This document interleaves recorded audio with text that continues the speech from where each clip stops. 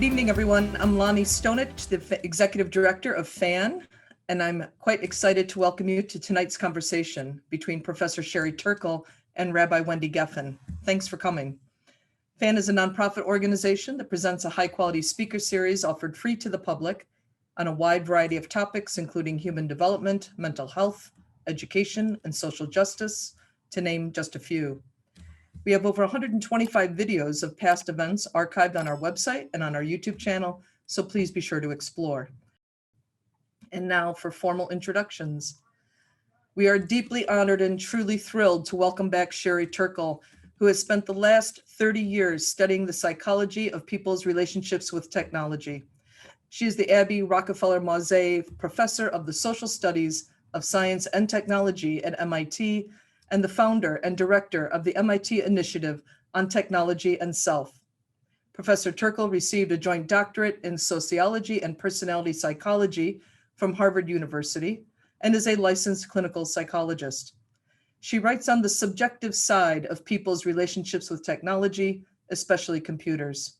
She is an expert on culture and therapy, mobile technology, social networking, and sociable robotics. Professor Turkle is the author of several books and edited collections, including a trilogy of 3 landmark studies on our relationship with digital culture: The Second Self, Life on the Screen, Alone Together, and Reclaiming Conversation. Her latest book, The Empathy Diaries, is a candid memoir that traces her lifetime passion for connection and empathy. Joining her will be Rabbi Wendi Geffen, who has served as one of the rabbis at North Shore Congregation Israel in Glencoe, Illinois, since her rabbinic ordination in 2002, assuming the role of senior rabbi in July 2015. A visionary thought leader and distinguished orator and teacher, Rabbi Geffen is passionate about Judaism, Torah, and the ways these ancient sources of wisdom add meaning to our lives and enable us to better our world today. It is my deep pleasure to welcome Professor Sherry Turkle and Rabbi Wendi Geffen. It's wonderful to be here. So humbled to be with Professor Turkle, who I will just say, Professor Turkle and I had the opportunity to speak about a week ago, and I'll say it casually, really hit it off. So we agreed that rather than using our formal titles, that I would just call her Sherry and she would just call me Wendi, and we could engage in a human conversation together. And that's really the place that we invite everyone who's here watching and participating this evening to be as well, to be with us as humans in this shared journey we're all on called life, and a journey which is articulated so profoundly, so beautifully in Sherry's book, The Empathy Diaries. We are just thrilled to have you with us, Sherry. And before we dive into conversation, wanted to invite you to just read a little excerpt of one spot for us to begin. When Sherry and I were talking, this idea of finding entry into the words of the book became compelling, and then it was just difficult to narrow it down because for those who have read this book, you know that there are so many narratives that how shall I put it, grab onto your heart. I guess that would be my experience of this, and so we chose one toward the beginning of the book, one that introduces us to Sherry's grandfather. And so, Sherry, I'll let you take it from here, if you would, please. So this is a story about my relationship with first of all, thank you, all of you, for inviting me into your homes. It's very special. It's always nice to see people together, but I find it also very intimate, and particularly for talking about this book, that I'm really in your homes to talk about my family and my life. And this is my grandfather, who I lived with when I was a young child. My mother had left my biological father and went to live with her parents, and the primary man in my life was my grandfather. And in the summer, we went to Rockaway Beach, I call it Summer Palace, Winter Palace. In the winter there was Brooklyn, and in the summer there was Rockaway Beach. So this is a scene from Rockaway Beach. Twice a week, my grandfather took me for a treat, a malted milkshake at the 54th Street candy store. The malted machines were lined up in a row, heavy green metal with stainless steel trim. On malted days, my grandfather and I would sit side by side at the long red Bakelite soda fountain. It was still morning, but my grandfather, who'd gotten off work only a few hours before, always had a kind of jet lag. From his point of view, it was time to celebrate the end of a long workday. He always ordered a chocolate ice cream soda for himself and a chocolate malted for me. On these malted days, as we waited for our drinks, I learned about life on the Lower East Side as it had been in the old days. The anti-Semitism of the streets. I learned about how hurt my grandfather was that one of his brothers had changed his name from Bonowitz to Bonner. My grandfather loved his brother. He didn't want to judge, but he didn't approve. Mostly he was pained at what it took to get ahead in America. We talked a lot about Christmas trees. I had to promise that my home would never have a Christmas tree. It was an easy promise. Christmas trees had angels and 5-pointed stars. I had learned that there were no Jewish angels, and Jews only had 6-pointed stars. I felt securely Jewish, but my grandfather had seen his brother peel off. He told me how during the war, so many had died for the right to be Jewish, to proudly show their Jewish symbols. Being Jewish was about standing up as a Jew, he said. You can't just borrow all the Christian things because you think you'll enjoy them. This may seem like a complicated conversation for a kindergarten-age child on a hot summer morning before 9 a.m. while waiting for a malted. It never seemed that way to me. This was how my family talked. During television commercials, why Joseph McCarthy needed to be stopped in order to save democracy. Over Rice Krispies in the morning, ruminations about the Holocaust. While I was in the bath, how someone like Hitler could take power in the United States. No transitions. Thank you for reading that. I just want to say that I imagine people who are listening to us, whatever their background, whatever their religious background, they might be thinking, oh, so we're going to have a Jewish conversation now. I'm a rabbi, you just read this Jewish material, but that's actually not where I'm hoping we'll go. Where I'm hoping we'll go is toward understanding the importance of particular narrative, particular identity, and the truth of life with no transitions. I wonder if you could speak a little bit more to that idea of life as not curated, that it's one that sort of presents itself to you as you go. Right. Well, my life, I think that's a wonderful question, because obviously when you write a memoir, you curate. But I found that that my jumble of memories really came to me uncurated. Yes. And the trick in writing this book was to keep that sense of non-curation. And I think that I kind of succeeded. For example, I tell a story where I clearly, the book begins with my looking in telephone books for Charles Zimmerman. Wherever I go, I'm looking in telephone books for Charles Zimmerman. wherever I am, I'm in Idlewild Airport, I'm in my grandmother's house, whenever I'm any place around a telephone book, I'm looking for Zimmerman's. It's a non-curated moment. The reader says, well, why is she always looking in telephone books? It's kind of an odd thing. I mean, I'm young, I'm old, I'm 17, I'm 26. I mean, always.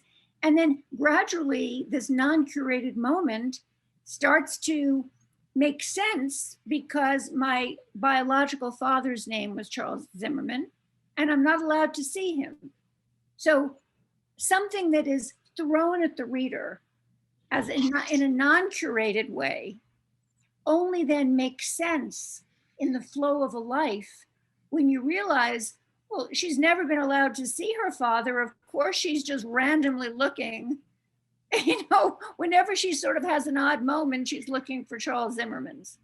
So it's a good example of how things are chosen, but they shouldn't have the feeling of curation. And I think that's what life is really about. You know, life goes on, but the things we remember are not curated. They rise to the surface because they become heavy with meaning. And that's how I think about that problem. So then I cut to another moment when my grandparents, who are, you know, what to do with this 5-year-old, this precocious 5-year-old who's curious.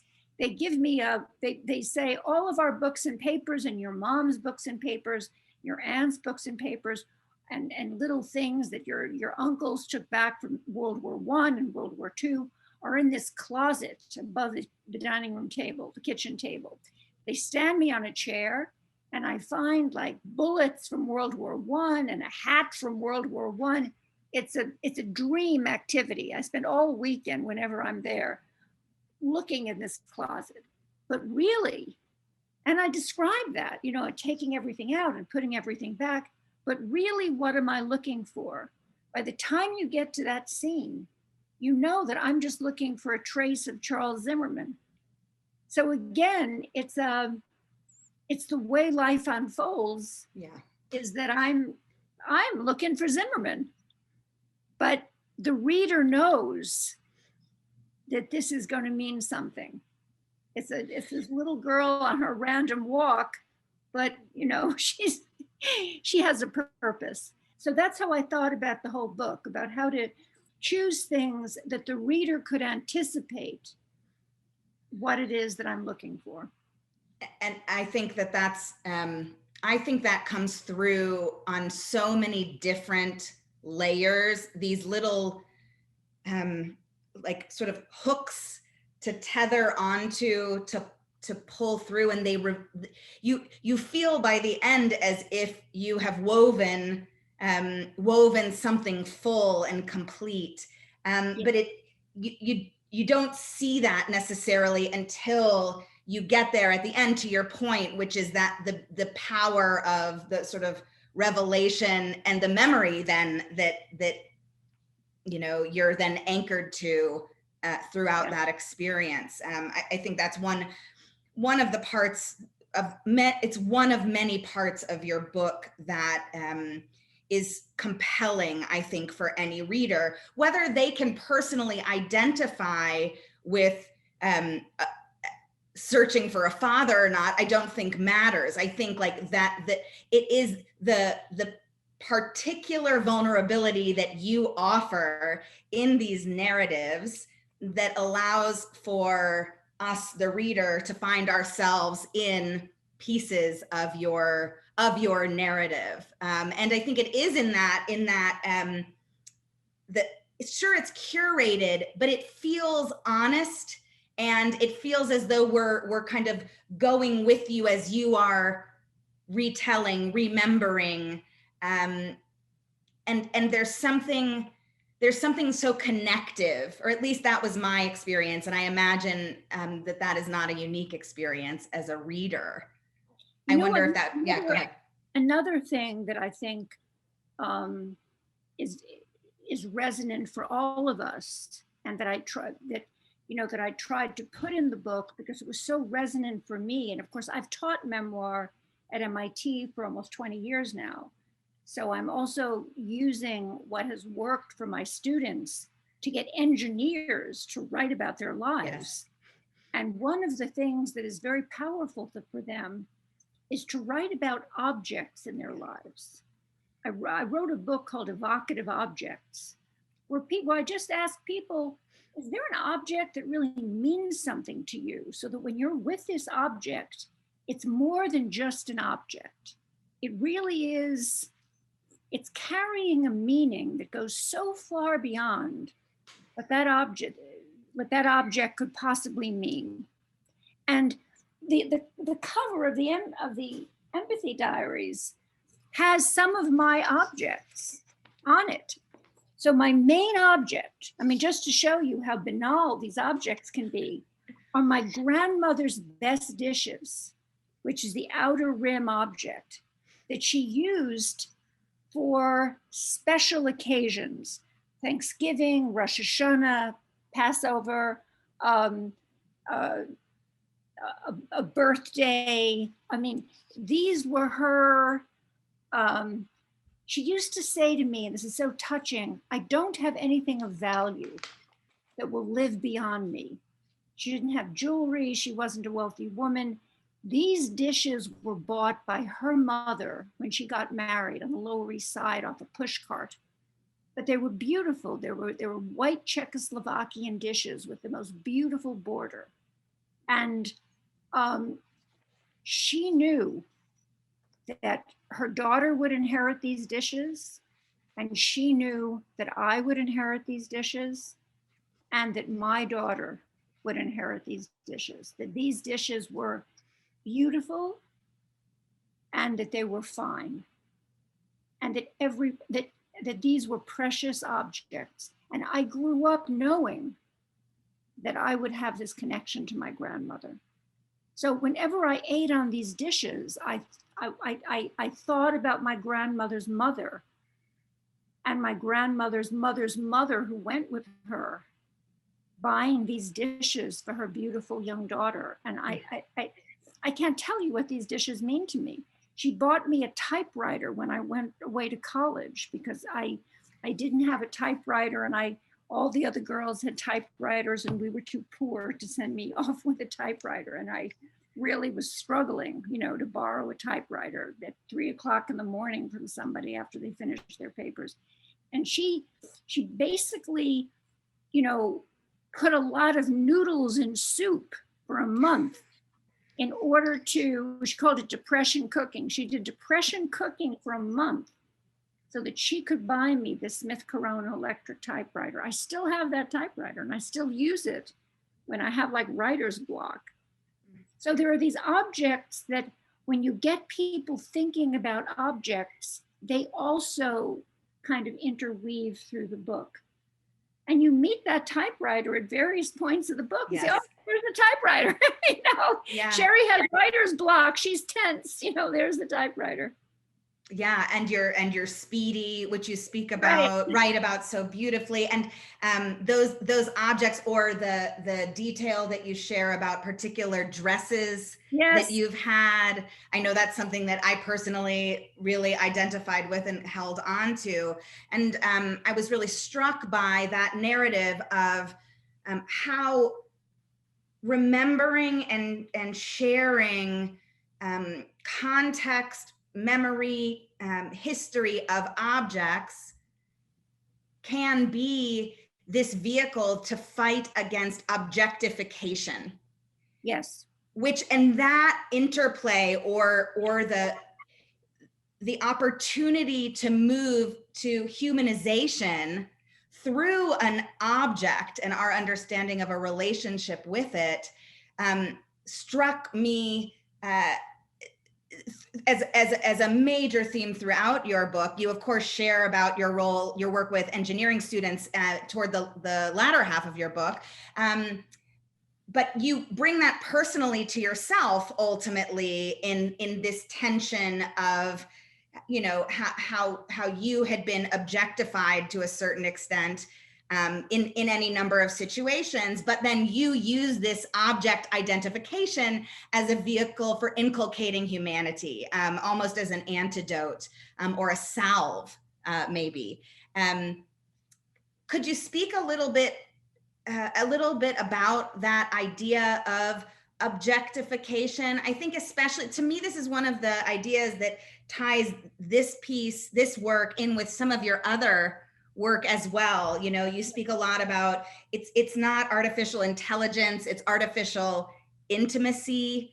And you know, that when we're navigating with technology, it's that humanity, that true connectedness that we kind of can lose sight of. I wonder if you see a sort of coming together of your work in this. Right. Well, it has to do with the question that, you know, I've been asked over and over again, am I a Luddite?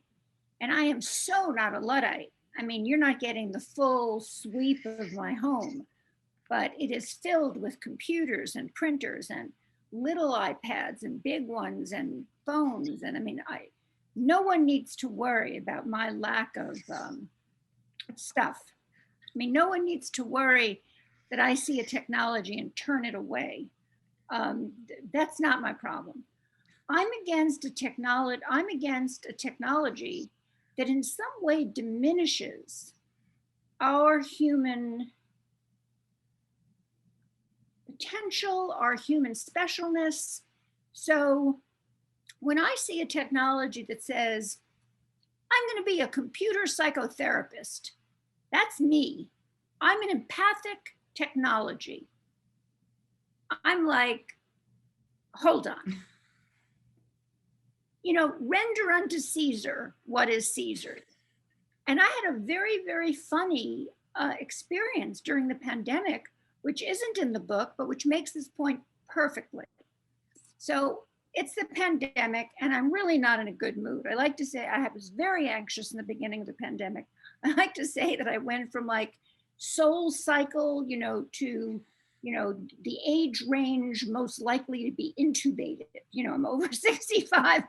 I really was not, I was very, I know, like everybody, I just didn't know what was happening. I was living in a high rise. I went out to the beach where I have a house on the beach. I felt much better.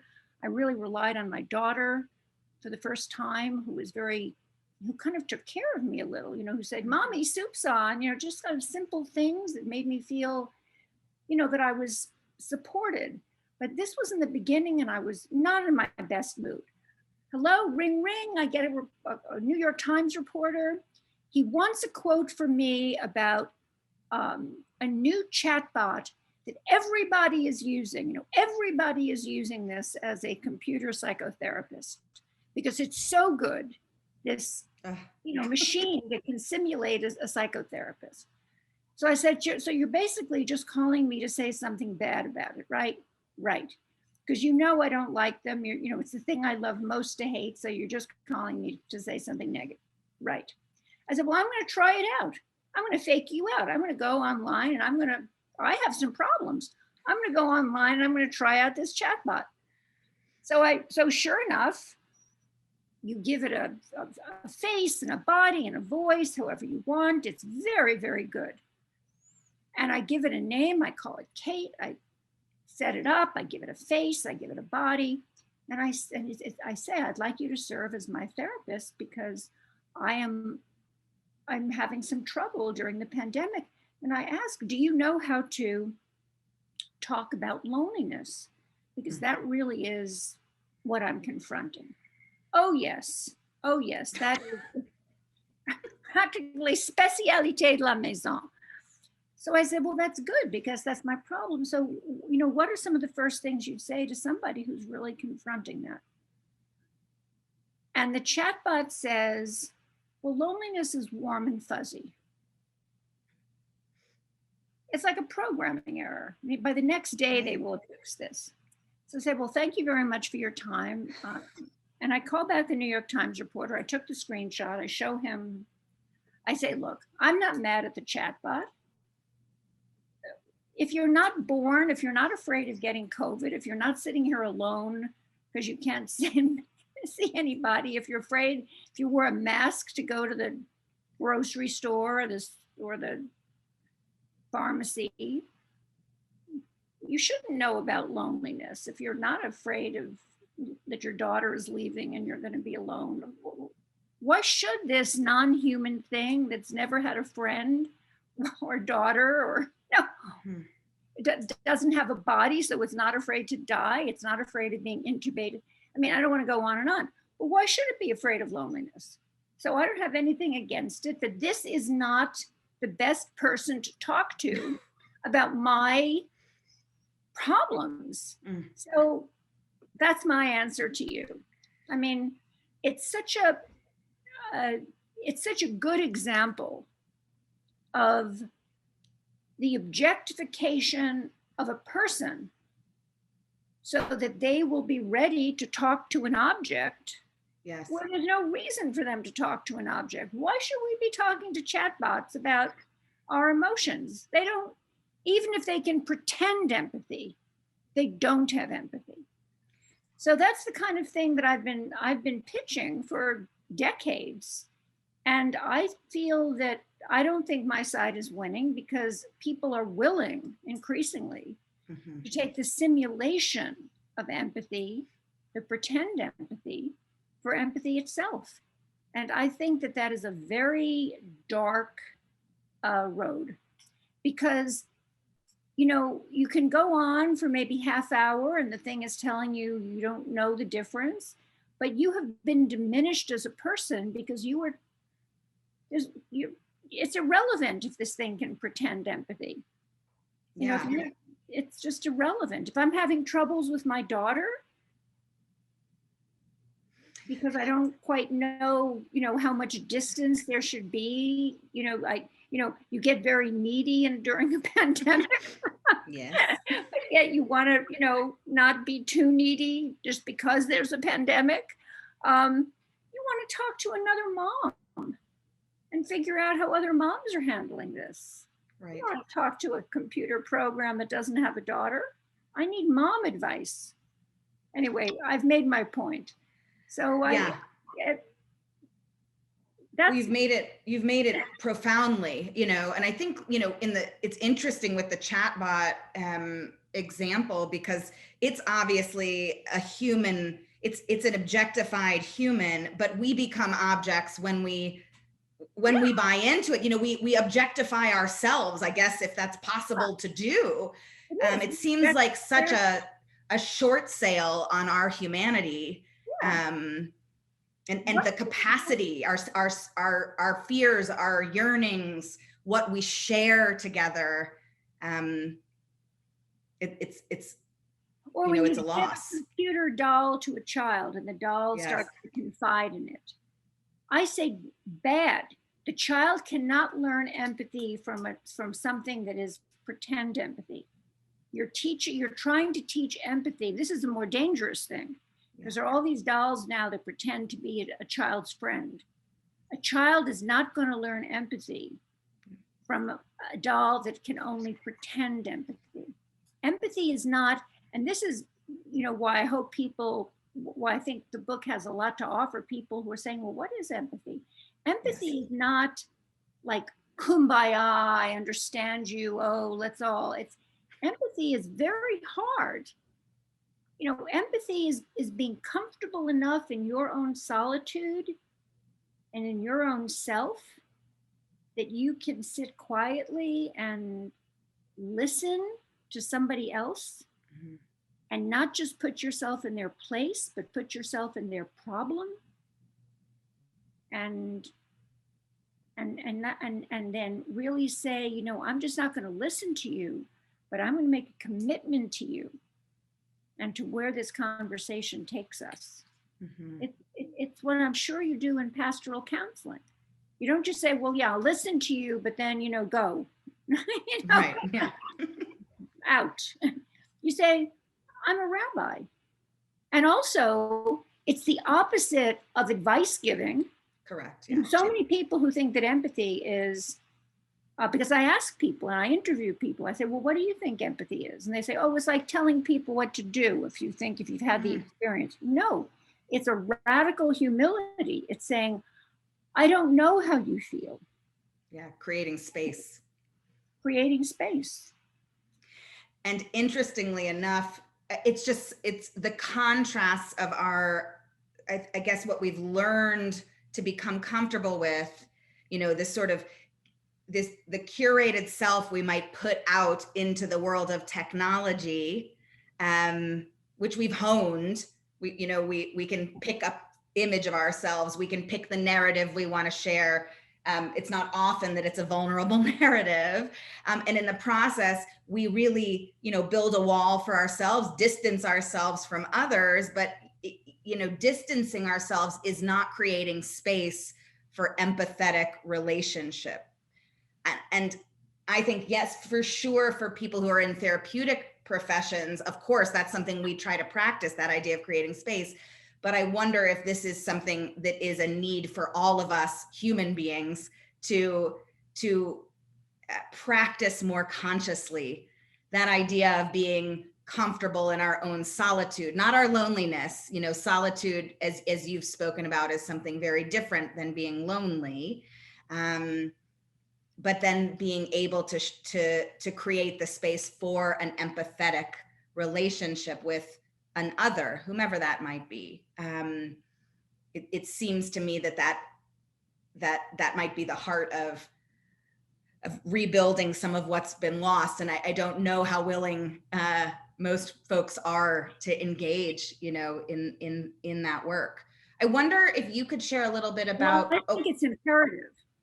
I think you. it's become imperative, not just, I think it's become imperative in our families.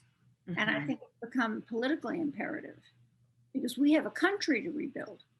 Mm-hmm. And without this skill, we're going to be at war with each other in perpetuity. People have to be comfortable enough with who they are that they can stand to be alone with who they are. Yeah. Without stimulation, without looking at the phone, without getting all this disinformation. Oh, who am I? Yeah. What are my values? Not looking at what they need to be fed. And then who can I talk to and really, without curation? And what can I learn from somebody else? Yeah. How can I be open to somebody else? What can somebody else teach me? There's a very famous study that of college students who are so afraid to talk to somebody in their dorm that they would rather just go on the internet and trust what yes. comes in on their little bubble rather than ask the opinion of somebody they share a bathroom with. Yes.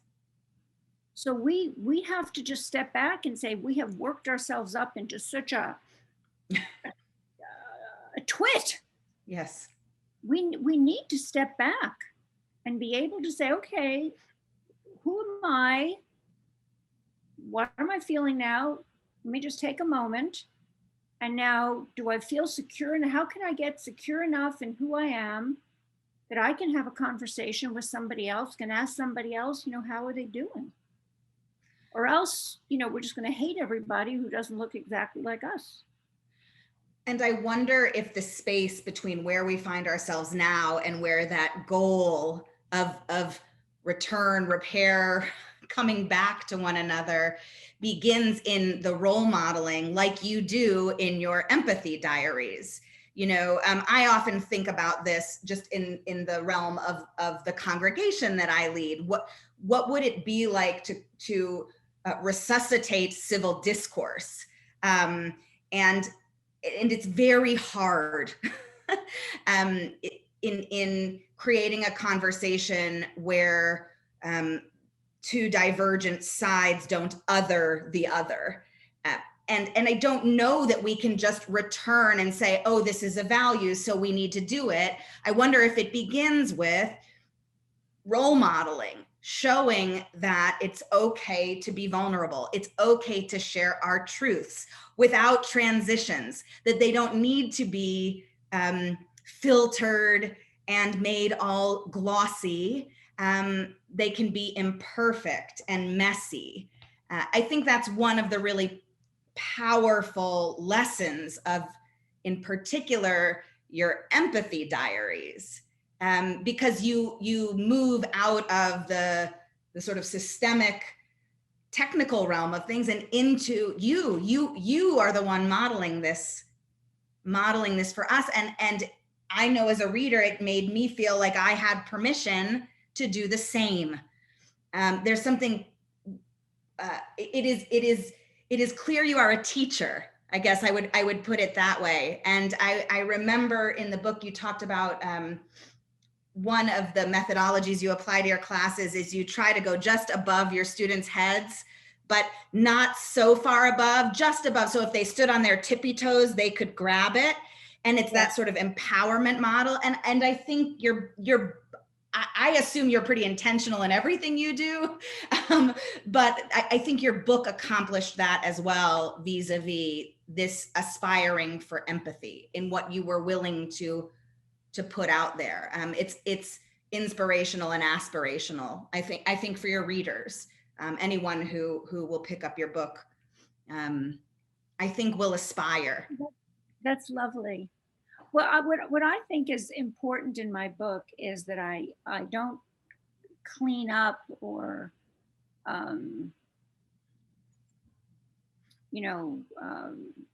sweeten up where I started. Correct. There's a scene in the in the beginning where my first job is as a assistant drama counselor, and it's the first time I've been away from home. It's the first time I've met anybody out of this very insular Jewish world of Brooklyn, my family, and there's a woman who lives in Manhattan, maybe a couple of years older than I am, who I see as a kind of glamorous role model. I'm afraid to talk to her because I see her as so above me that I couldn't imagine that I could ever have anything to say to her. She's wearing, and here are the things that she does that seem to me so exotic and so completely out of my league that I can't even imagine speaking to her. And I think they're interesting because I saw them as so above me that you could get back into my frame of mind. Okay, so she wears Fred Brown sandals. These are sort of real leather sandals. I'd never worn anything but cheap vinyl shoes. I didn't know about sandals. I didn't know about leather sandals. They're cut to your feet. I stared at them. I'm wearing shoes and I'm ashamed of my shoes. They're sort of $2.99 shoes or $3.99 shoes from Miles, which was like a cheap shoe store at the time. I don't even know what to do with my shoes next to these. She's wearing a handbag. It's like a saddle bag, also leather, I guess also from Fred Brown. I'd never seen a leather bag on anyone. No one in my family had a leather bag. And it's so completely aspirational to me that such a thing. And it's like cut to like just be very simple leather bag where everybody in my family's like wearing, vinyl things with like rhinestones or things. I'm like staring at this bag. She's wearing a simple t-shirt and jeans. And like we buy our clothes like like off out of bins, and everything is very sort of dolled up and gussied up and made of polyester. And she's wearing these cotton. I mean, she looked fantastic. She carries a little notebook with a pencil around wherever she goes and takes notes. I mean, I really don't want to bore you people with what she did, but this to me, this was like seeing a goddess, these details of what somebody comfortable in her skin could be. And so I think what's important is, you start from where you are, and then you see models of you know, what was there about this woman that made me think someday I could be that? What was it that she had? It's that she had an inner contentment. She knew who she was. She was somebody who took notes because she was a writer and she was just taking notes on life. And immediately, as soon as I was not in her presence, I went to the Five and Dime and I bought a notebook and pencils. I mean, that was the thing that I could immediately start to do. But I think that my life was like that. I needed to get from where I was to where I was going. And the book is unapologetic. Correct. That I needed mentors to get there. And I think a lot of people who do these kind of, you know, oh, I started there and I get there. It's like, well, how did they do that? You know, what did they do? Have a makeover?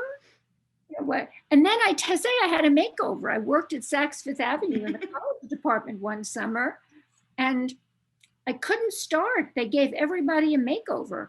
And of course we were all young and we didn't need like, you know, a lot of work done. It wasn't like cosmetic surgery makeover, but the lady said, you are not starting until you go to Elizabeth Arden and you get your eyebrows tweezed. Nobody in my family had tweezed eyebrows. And my eyebrows, these eyebrows are exactly, I haven't changed my eyebrows since December of 1966, when I got my virgin eyebrows tweezed at Elizabeth Arden. These are them. These are them. It was like perfect. So I show how it happened, you know, how it's not magic. And I'm not ashamed. I mean, I'm not ashamed just to sort of explain. Yeah, and you shouldn't be. And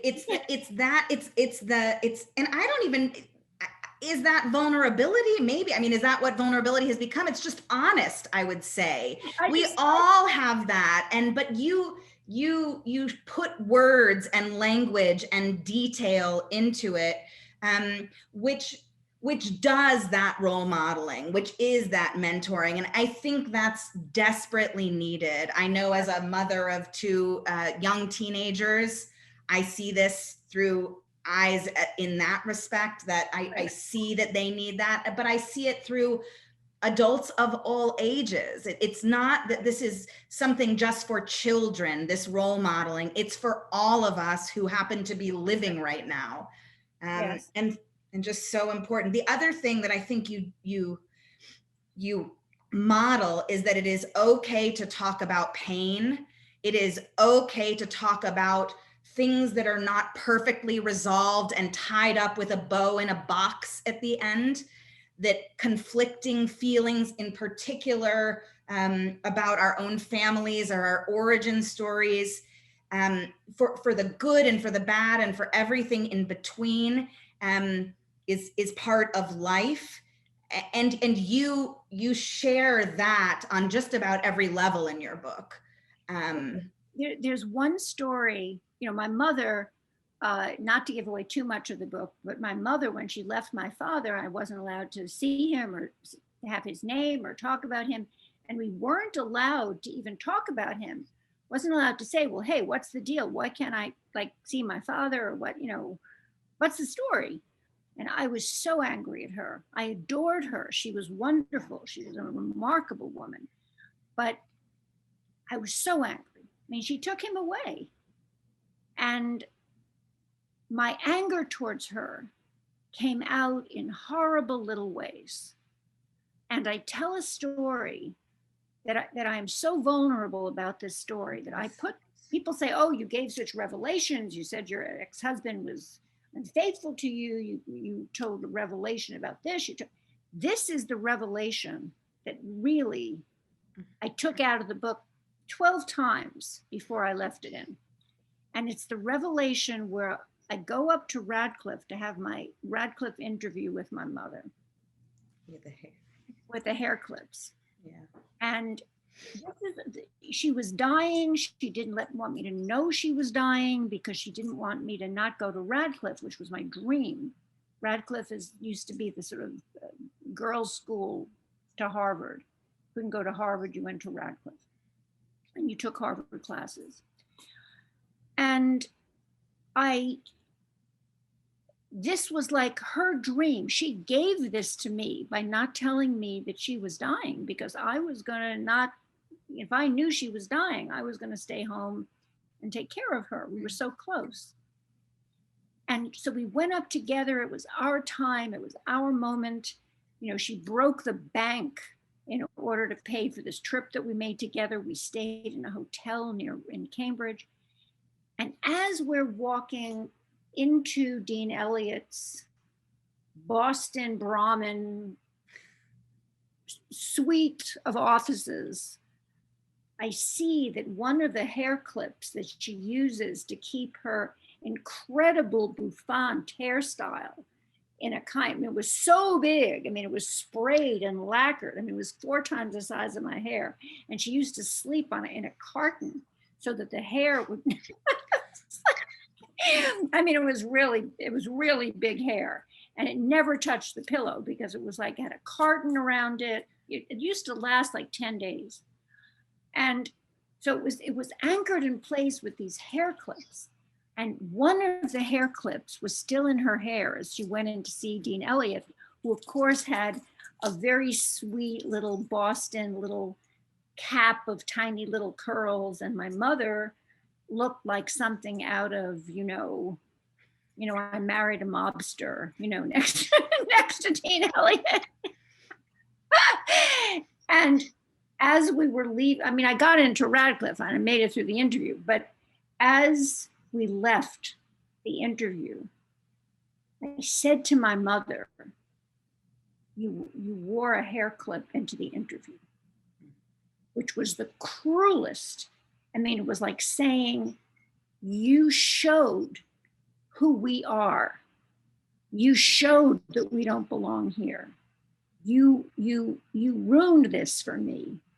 And I felt her deflate.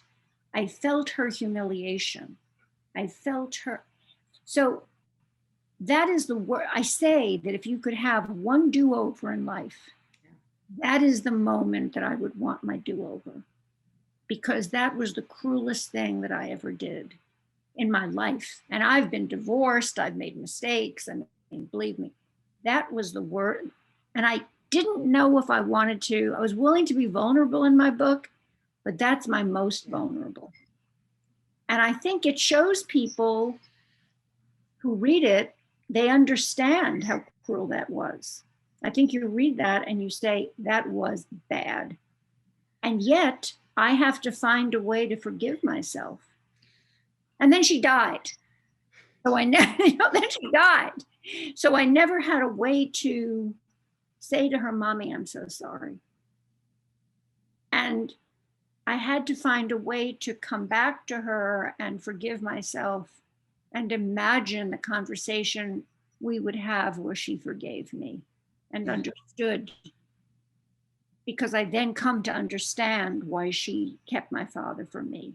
And I imagine the way in which we would have reconciled. Yes. So I got a lot of healing out of writing this book. I mean, Yeah, there's also that. I think you help a lot of other people heal too. I would just add that everyone has the worst thing that they've ever done to the person they love the most, that often goes unresolved in one or both's lifetime, you know, and you gave voice to that. You named it in a really poignant way. And I would just add, as a reader, I think the reader feels the empathy and yearning for you to forgive yourself for that, in a most poignant way. So I hope that's energy that maybe you can feel across the press airways or whatever that is. But everyone has that silver pin story. It's just might not be a silver pin, but really beautifully told. And that idea of forgiving others and forgiving the self in non-optimal circumstances, isn't that the truth of life? I think, you know, for all of us. It might not be what we show on our social media pages, but I think that's the stuff behind it all. And certainly a source for empathy. I wonder, just as sort of a final question to you, Sherry, could you share why you titled your book The Empathy Diaries? Because my work is about empathy. I mean, when I say don't talk to a computer psychotherapist, I mean, it's about the through line of my work on technology has to do with creating a technical culture that is empathic and not leaving empathy out of technical culture. I mean, I believe that is the through line of my work. I think it's what I bring to MIT. I tell a story of somebody committing suicide at MIT, Yes. and my students want to talk about the physics of his Gravity. jump. Yeah. The physics of his jump. And I'm like, at first I'm like taken aback, and then gradually I find a way to make a space for them to talk to me about their feelings. But there's so little space for that in the technical culture. I have a conversation with Marvin Minsky, a great AI scientist, about Bambi. And he tells me how nobody should be allowed to see Bambi because nobody should be attached to mothers, because we're all going to have robot minders and we're all going to become machines, and there's no reason to have empathy. I mean, and I'm like, a lot of people are like on that program. And so I bring to that environment a sort of alternative discourse, but it's not just at MIT. I think it's in the culture. I mean, I bring to that. Yes. So I knew that was what I bring to my work. That's the continuity in my work. And then I look back at my life and I realized that in my life, empathy for me, I think I say it was a strategy of survival before it was a kind of psychological virtue, because all these people who were like pretending my name isn't my name, I'm hiding my school papers, I'm pretending, I had to figure out, in order not to go crazy, I had to figure out why they were doing that in order not to go crazy, because I knew that if I bought in as a young child to this crazy world, is what I call it the regime of pretend, that's the kind of thing that can make a child quite sick. So I had to stay sane. I had to become empathic with them and understand their motivations. So I consider empathy my salvation. And that's why I feel so strongly that it perhaps can be all of our salvation now.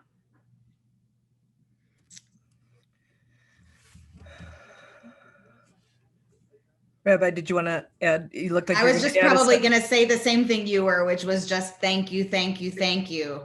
I might steal that line for a high holiday sermon, Sherry. Steal it, take it. I've quoted you before many times, but that one seems well. Steal it without attribution. Just No.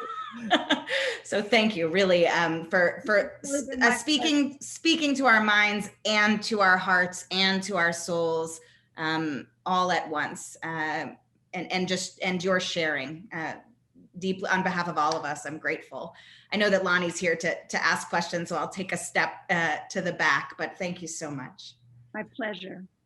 It was a lovely, lovely, lovely, thoughtful interview. I very much appreciated. It was very subtle, Wendi, what you just did over the last 45 minutes, and I hope the audience appreciates it as much as I do. So thank you so much. I'm going to ask just a couple questions. We're at 7:55, so we have about 5 minutes left. I want to ask a question that was posed by Sharon during the event. She says, it certainly seems very hopeful that empathy can be cultivated and does not exist in finite amounts, but can some perhaps be too empathetic, where their sharing in the emotional experiences of others is almost somehow burdensome at times? In other words, is there a danger or downside in not being able to dial down the empathy dials? If you're empathic, you're not doing too much. Part of empathy is knowing when to dial it back. So I'd say that part of empathy is knowing when it's too much. And that's why Zoom is so terrible for empathy, because I can like barely see Wendi. I mean, I see her a little bit, but I really, I mean, we're all like trying to figure, we don't see body language, you don't really see musculature, we're getting like the worst version of the face and the body language and the tone, the tonality, and how we move with each other. When we take a walk, you see people, just bending towards each other and away from each other. So when you're empathic with somebody, you are, part of the definition is you're getting good at dialing it up and dialing it down. So no. Understand. Thank you for that. Beth asks, how do you feel educators and social organizations can overcome youth's diminishing experiences or personal connections due to the rapid reliance on technology-only communications during the pandemic? Take it away. In my class, I mean, as soon as we get them back, we say, look, all the research shows, and in my in Reclaiming Conversation, there's a fantastic research section. I really, it's not hard to find this research. The research shows is if you have a phone on the table, you have less of an empathic connection with the person who you're having lunch with. If you have a phone turned off and turned upside down on the table. That experiment has now been replicated like so many times because nobody wants to believe it. If you put a phone in the periphery of your vision, turned off and turned upside down, same results. You just say to your students, in order to be who you need to be, you need to turn off your phone. Here are the situations when you're with me that we're going to absolutely not have phones. So when you have in school, the more time away from screens, the better. We're using screens way too much, and people need to get back into the habit of having classroom situations where they're talking to each other. And okay, and then dinner, no phones at dinner, no phones. It's okay to watch a movie with your family and yell at each other about the movie and talk over the movie. I mean, that's great. But we just have to create sacred spaces when we follow the research, just like for our poor country, follow the science, and we just have to learn to do without our phones. I remember last time I'm sorry, go ahead. When you were here in 2015 for Reclaiming Conversation, you had talked about that research about even if your phone is off and turned down on a table, you are still, there is a level of distraction towards the phone, even if it's not up like this. And it was interesting because several of my friend group that were at that event, we all then made this big practice of when we were sitting down together, the phone actually went in the purse. It went completely. So we were trying to practice what we had been preached. So and that was because there's a game where you stack your phone in the middle of the table, and the first person to answer pays for the meal. It's a totally wrong game. Wrong game. Because then they're all there. It's like crazy. It's like the game that's least likely to help you out. The phones we have to learn to live without our phones. And then turn to our phones for all the miracles that our phones can do. I totally love, a phone is like an amazing thing. I mean, the fact that when I can travel again, I just need to pick up my phone and in 15 minutes I can be in Morocco. I can have a whole trip planned to Morocco. I mean, how great is that? Says somebody who wants to visit Morocco very soon. Well, we're at the conclusion of this webinar. I want to encourage everyone, you can purchase a copy, as you should. It's in the most incredible read. It's actually a fast read in some ways. It's just every page leaps. I was completely enchanted by your book. I don't blow much hot air. I like to think I don't anyway. So Sherry, I'm not saying this. It's a full-throated endorsement of the book. It's just beautiful.